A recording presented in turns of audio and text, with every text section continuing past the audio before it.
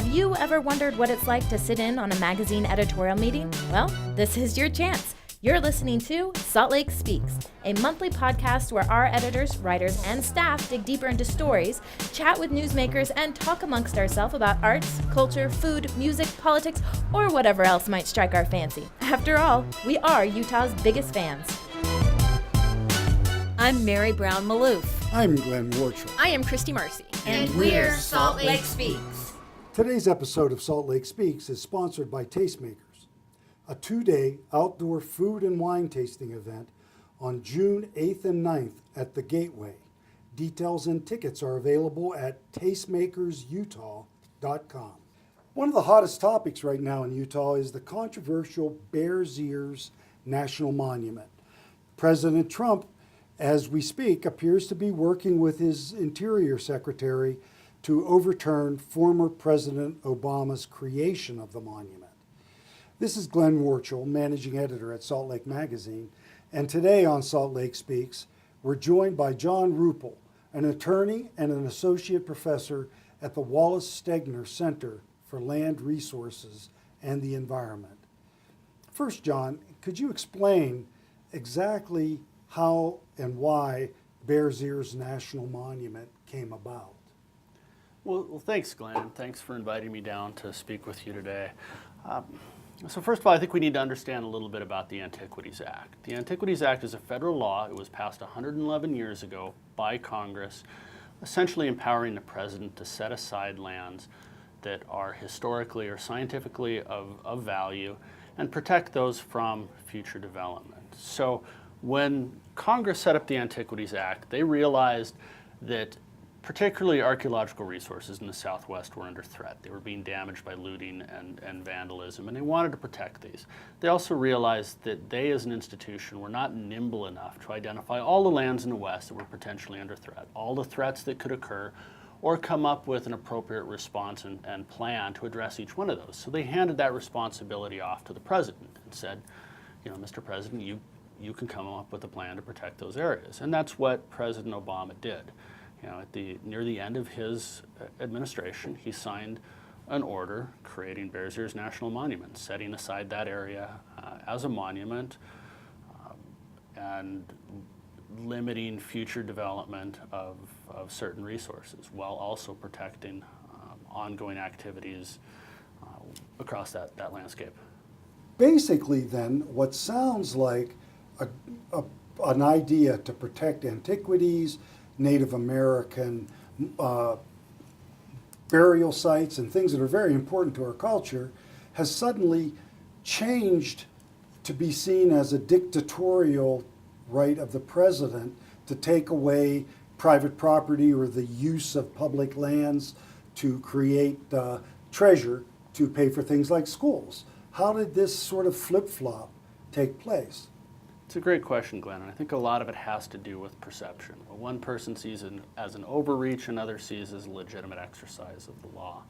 And I think it's helpful to step back here and understand some of the things that happen with the National Monument. First of all, the proclamation applies only to federal land. It does not convert any federal land or any non-federal land into federal land. So no state land and no private land was taken, not a square foot, not a square inch. Second of all, the proclamation recognizes valid existing rights. So when we look at that landscape and we realize that there may be existing oil and gas leases on there may be existing mineral claims, there are existing grazing rights, all of those remain in place, they're valid, they're unaffected, and the owners of those leases can continue to move forward as they did before under that. That said, I think there is a perception by some that life will change. And I think that has to do with a number of things quite separate from the Antiquities Act and different from the National Monument. Well, do we know at this point, we've been hearing a lot of complaints that cattle grazing, future drilling obviously are going to change. And on the other hand, we hear that particularly things like grazing, wood collecting, and things like that have been traditionally done on this land will continue. Is this something yet to be worked out that might be taken away? The proclamation gives us great direction on a number of those issues. So When President Obama created the monument, he issued a presidential proclamation. That proclamation is binding as a matter of law. And it says explicitly, and let me quote a couple of sections from it, the Secretary shall, to the maximum extent permitted by law and in consultation with Indian tribes, ensure the protection of Indian sacred sites, traditional cultural properties in the monument, and provide access by members of Indian tribes for traditional, cultural, and customary uses, including collection of medicines, berries, and other vegetation, forest products, firewoods, and for personal non-commercial uses. So those uses are protected.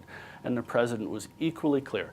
The state retains authority to manage wildlife, so hunting and fishing rights are not changed.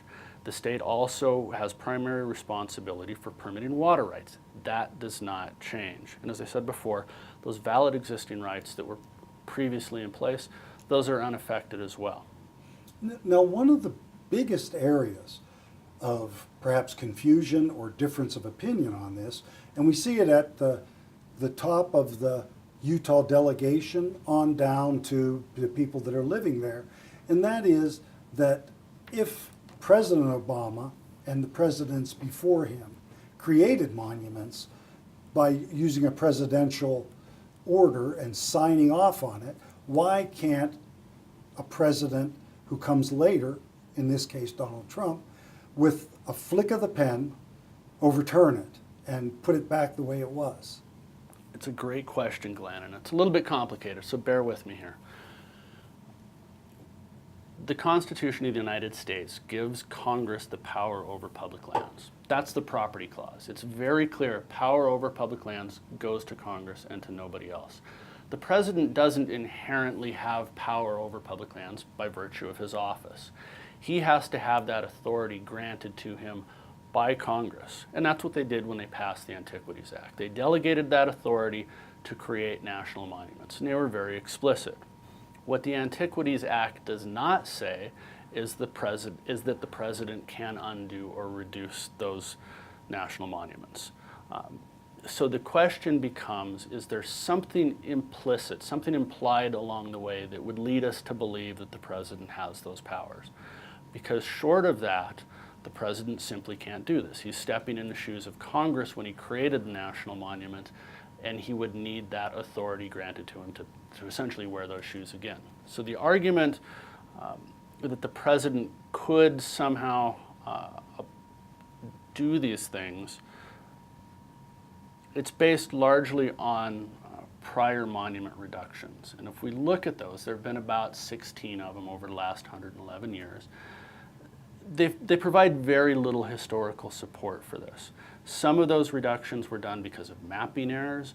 A lot of them were done because proclamations were done at the turn of the century, and we simply didn't know as much about the resource in the area to describe them adequately in those proclamations. So we cleaned up that information as we knew more.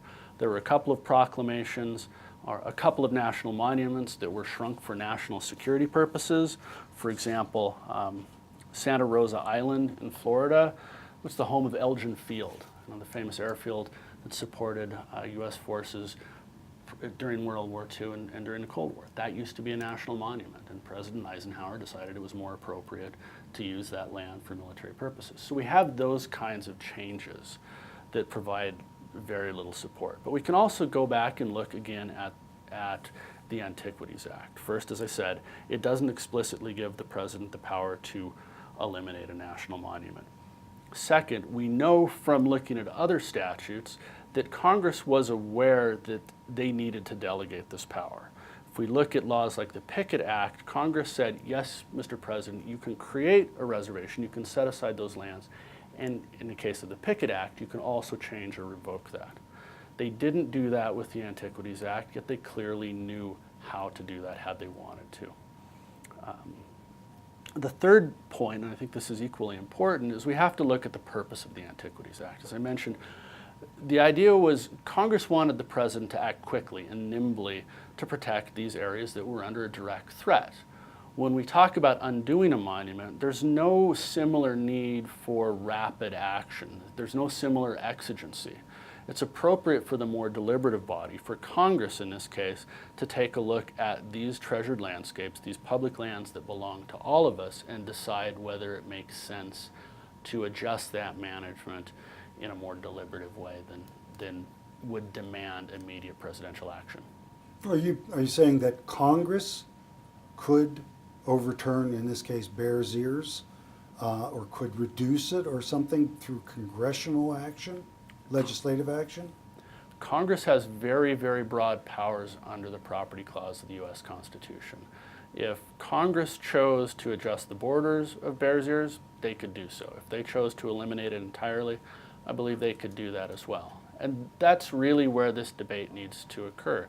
If the question is whether local community input was adequately considered, whether that needs to be a consideration under the law, that's an issue that only Congress can address. The president can't add those requirements into a law. That's a congressional function. That's a lawmaking function. So if the law needs to change, that's something Congress needs to take the lead on.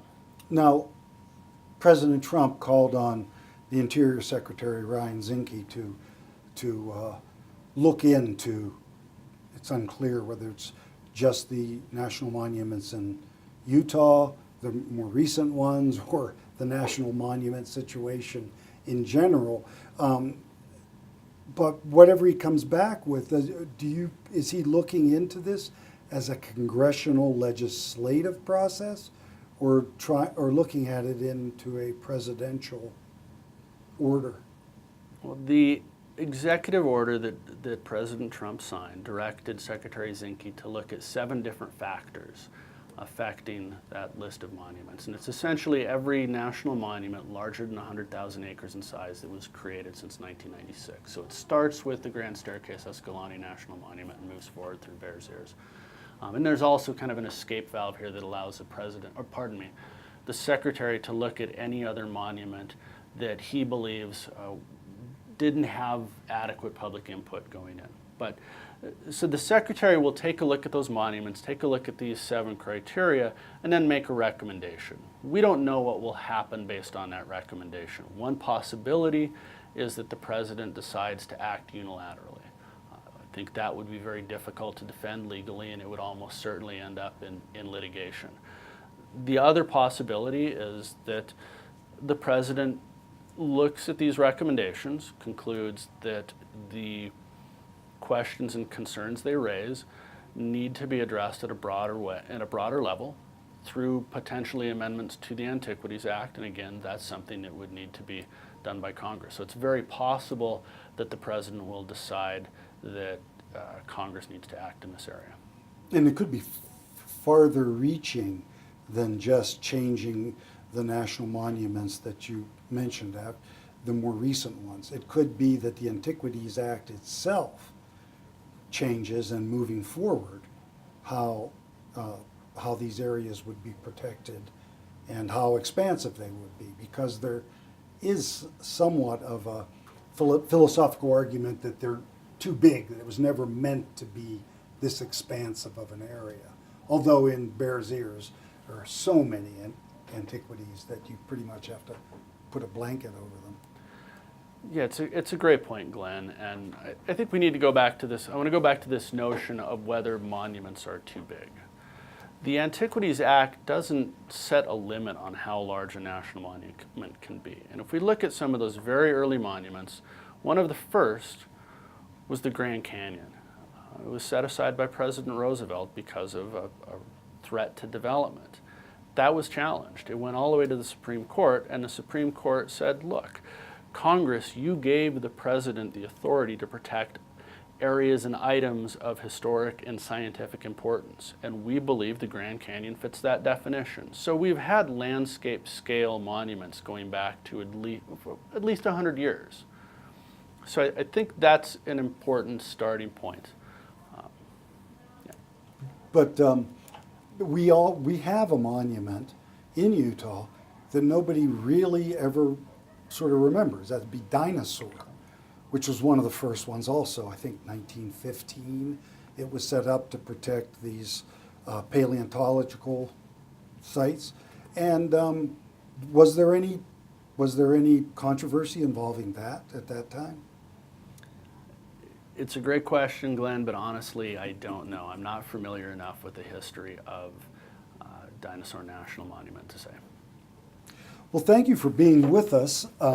This has been Salt Lake Speaks with Glenn Ruple, and today we had speaking to us about Bears Ears National Monument and the chances and possibilities of it being reduced or eliminated altogether. We've been speaking to John Ruple, an attorney and associate professor at the Wallace Stegner Center for Land Resources and the Environment. For more podcasts like this one, in which we talk to people who are involved in the culture of Utah, politics in Utah, and just about anything about Utah, you can hear at saltlakemagazine.com/podcast.